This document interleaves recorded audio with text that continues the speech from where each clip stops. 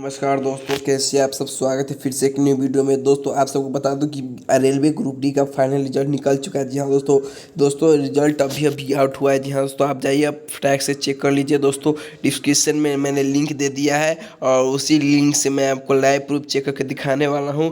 उससे पहले आप हमारे चैनल पर नए हैं तो चैनल को सब्सक्राइब करके वीडियो को लाइक कर ले और डिस्क्रिप्शन में लिंक है, जाइए और लाइव प्रूफ चेक करके हम आपको दिखाते हैं। और डिस्क्रिप्शन में लिंक है, जाइए चेक कर लीजिए। चलिए दोस्तों, हम आपको लाइव चेक करके दिखाते हैं।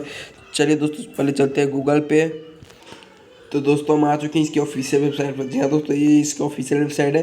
दोस्तों यहाँ से बहुत आसानी के साथ अपना रिजल्ट चेक कर सकते हैं। जी हाँ दोस्तों, यहाँ से इसका लिंक मैं डिस्क्रिप्शन में दे दिया, जाइए आराम से चेक कर लीजिए।